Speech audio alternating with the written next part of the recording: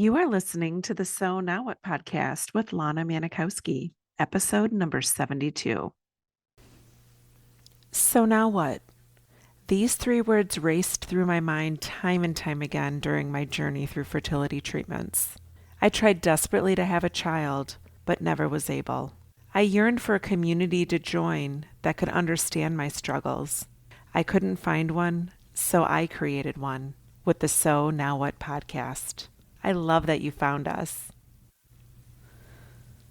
Here we are, another week into the books. I don't know if I ever told you guys that I launched a YouTube channel, so I'm trying something different. I am going to be simultaneously video recording when I audio record a podcast. So you need to go to YouTube. Make sure you follow my YouTube channel. It is Lana, Lana dot Manikowski, Manikowski. And not only can you listen to the podcast, you can see me in the trenches as I'm recording each week's episode. I wanted to talk about something this week that is probably one of the largest sticking points that those of us that pursued motherhood and desired motherhood and weren't able to achieve it are working through. And that is creating your purpose. Somewhere back in the depths of our mind, there is a little voice that is telling us that becoming a mom is our purpose as women. This voice is very loud, and this voice has been our hope for what it is that we want to achieve with our life and find our meaning through. But when you can't become a mom, there is another way to find purpose in your life. Finding purpose, a societal norm, we choose to believe that there is one purpose for us in this life and in this world. And one thing that I work on a lot with my students, and when I am the witness to somebody realizing for the first time that your purpose does not have to be one singular thing to yourself or to one person. It is just this dam that opens up and life starts to flow.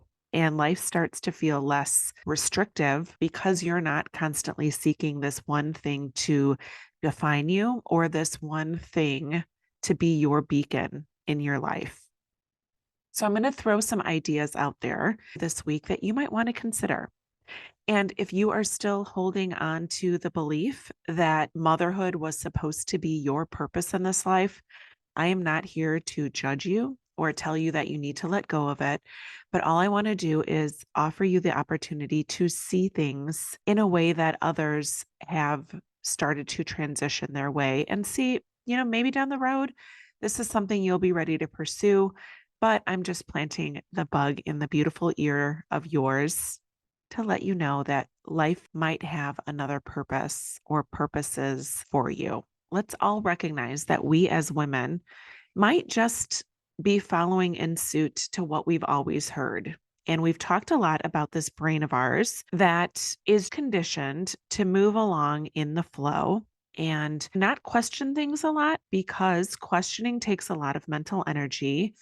It takes us out of our norm of being comfortable and being settled into something. So there was this acceptance that when you believe or you work or cooperate in the masses, you are in your safe place. This brain of ours likes to be in its safe place. And when we all of a sudden throw something out there that gets us questioning something that the whole mass of people around us don't necessarily recognize or accept as their truth, we go into this fear mode and question ourselves and tell ourselves, how dare you think something different? You should not be the odd person out.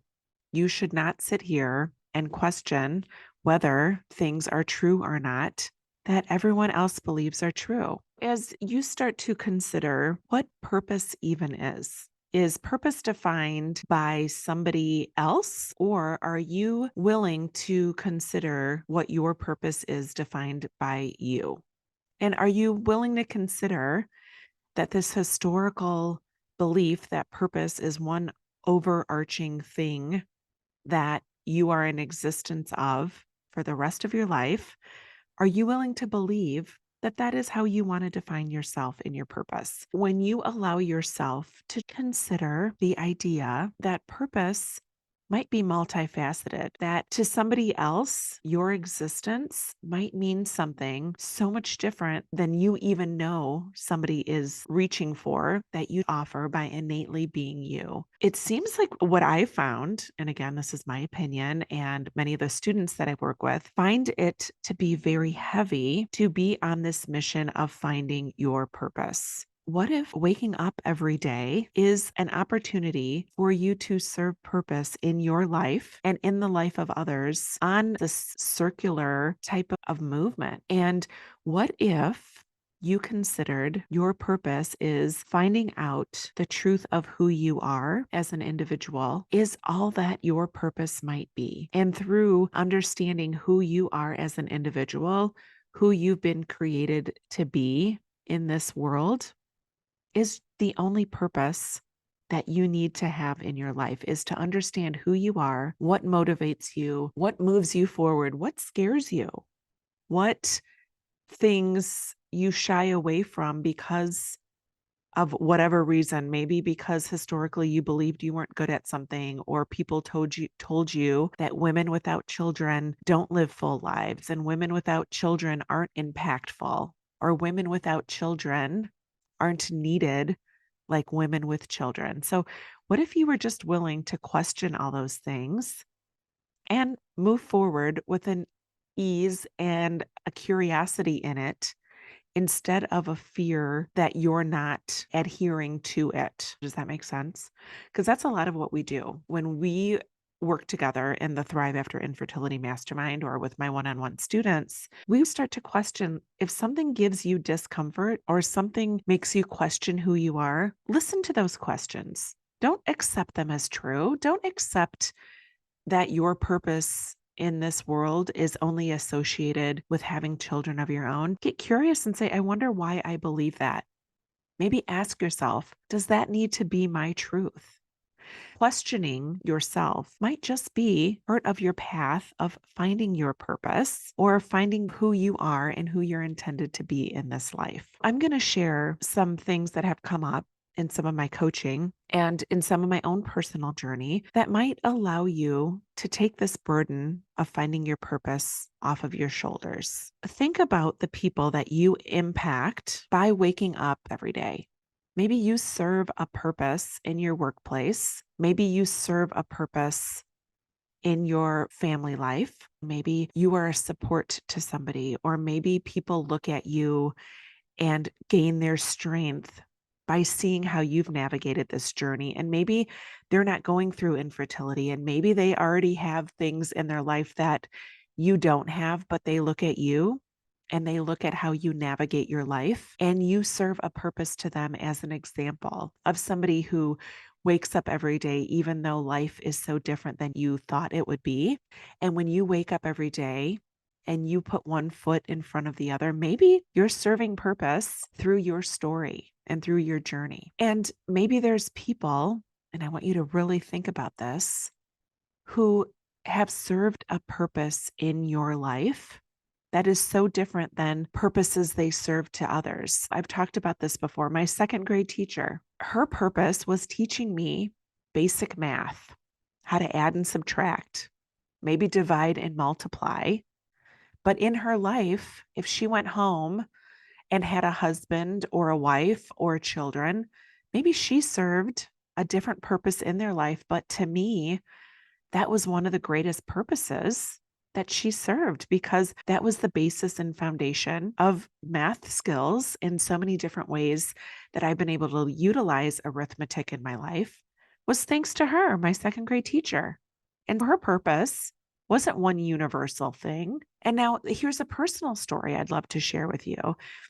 The day that I found out that I wasn't going to become a mom, the day that my clinic called to tell me that my one frozen embryo was chromosomally abnormal and not viable for implantation, I was away from home. I was in Minnesota at my corporate office for my job, and I got this news.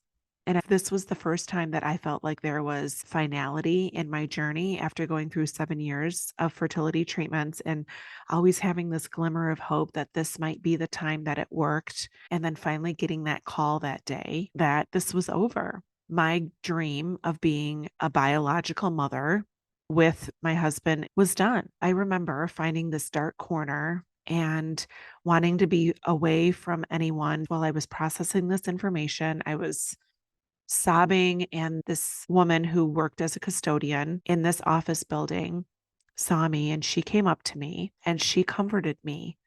And in my broken Spanish and in her broken English, I explained to her what was going on, and the things she said to me served such a huge purpose to me. Now, I don't even know this woman's name. She doesn't even know who I am.